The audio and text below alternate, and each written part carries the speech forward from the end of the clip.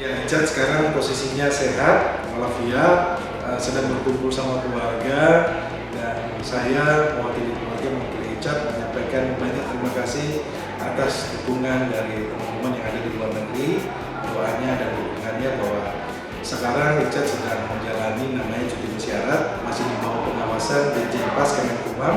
Ada beberapa tahapan yang harus dilalui dan kewajiban dari Richard Eliezer, dan Richard Eliezer menyampaikan komitmennya untuk menjalani kehidupan lebih baik lagi dan tidak mengulangi kesalahan lagi dan kembali mengabdi kepada Tuhan. Atas dukungan dari teman-teman semuanya, Bapak Ibu, saya mewakili keluarga dan mewakili Richard mengucapkan banyak terima kasih.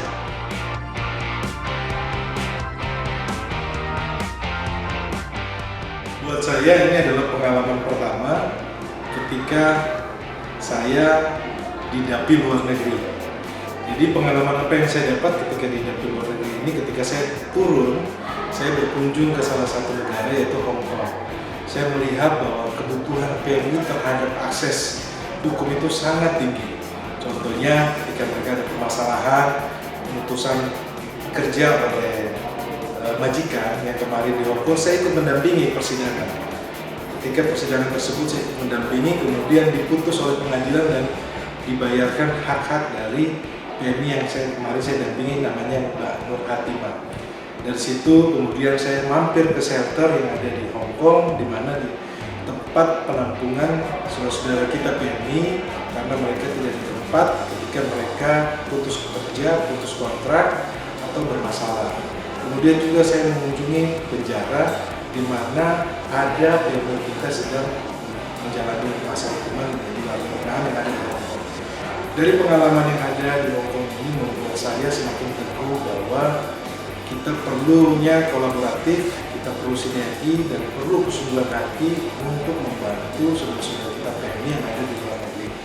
Jadi buat saya sangat penting ketika kita bisa hadir, bisa membantu saudara-saudara kita dalam mendapatkan akses hukum, akses keadilan. Tentunya harapannya ke depannya lah ini menjadi pembelajaran buat kita semuanya, sehingga kita hadir dan kita membela saudara-saudara kita yang ada di luar negeri. Nah, itulah pengalaman saya ketika saya di Hong Kong. Kedepannya saya akan mengunjungi Taiwan dan juga saya akan mengunjungi Malaysia maupun Brunei Darussalam, beberapa titik yang akan saya kunjungi. Saya akan menyerap, akan mendengar apa yang menjadi masukan atau permasalahan yang terjadi di luar negeri, terutama untuk saudara kita PMI, pekerja migran Indonesia.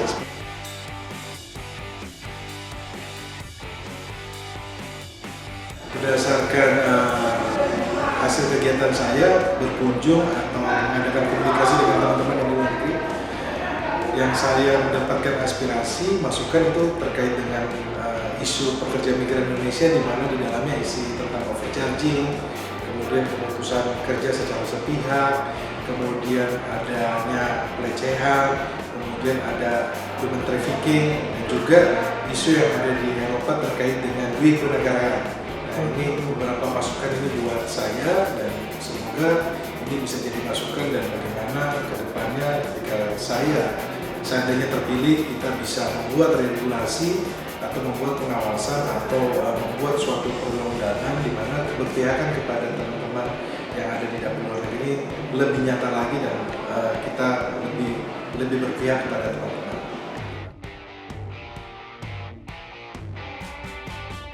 Karena saya backgroundnya adalah seorang praktisi hukum dengan pengalaman sebagai pengacara, tentunya kalau saya maunya sih komisi hukum ya, tapi itu kan kembali lagi kepada kedepannya dari partai menempatkan di mana. Tapi prinsipnya adalah dengan kehadiran saya menjadi caleg DPR RI dapil DKI 2 ini, semoga ada manfaat untuk saudara-saudara kita yang ada di luar negeri, terutama untuk pekerja migran Indonesia. Tentunya Komisi Hukum atau Komisi 3 sekarang sudah bagus karena sudah menerbitkan revisi undang-undang KUHP yang baru ya, KUHP nasional. Kedepannya adalah bagaimana kita juga membuat undang-undang atau merevisi undang-undang yang sudah ada. Contohnya hukum acara pidana maupun hukum acara perdata. Kalau saya lihat contoh di luar negeri ketika saya di Hong Kong, bagaimana hukum acara perdata itu sangat cepat, ringkas, dan singkat, sehingga akses mendapatkan keadilan itu sangat cepat. Jadi ini menjadi pembelajaran ya ke depannya sistem hukum ini semakin hari semakin baik. Dan ini adalah perlu dukungan dari semua publik dan juga dukungan dari teman-teman. Ini tidak bisa bekerja sendiri. Ketika saya menjalankan diri, tentunya saya butuh dukungan dari Bapak Ibu, teman-teman, saudara kita semuanya yang ada di bawah. Ya, ini makanya dari awal saya sampaikan bahwa perlunya kolaboratif, perlu kerja bersama, bahwa masukan-masukan ini tentunya perlu kita bahas bersama. Tentunya di periode berikutnya adalah sebagai anggota DPR, tentunya perlu kita bahas bersama dan perlu kerjasama dengan pemerintah. Saya rasa ini adalah fokus kita bersama, dan juga kalau saya perhatikan, saya lihat bahwa pemerintah juga sudah memberikan solusi, yaitu dengan kitab, dan itu untuk sementara itu menjadi solusi untuk isu kenegaraan. Tapi tentunya harapan teman-teman ini kan kedepannya akan kita bahas bersama. Makanya perlu dukungan dari teman-teman ketika nantinya saya bagaimana bisa melenggang ke Senayan. Pak Ganjar Pranowo ini satu-satunya calon presiden di Indonesia adalah lulusan sarjana. Kita sudah melihat bahwa di dalam pemerintahan Mas Ganjar bahwa pencegahan terhadap korupsi itu sangat baik, mengeluarkan suatu sistem. Kemudian kalau kita tahu ada 29 desa anti korupsi. Kemudian juga pun Pak Ganjar beberapa kali menerima penghargaan dari KPK terhadap wilayah Jawa Tengah yang dikasih penghargaan karena tingkat pencegahan korupsinya berhasil.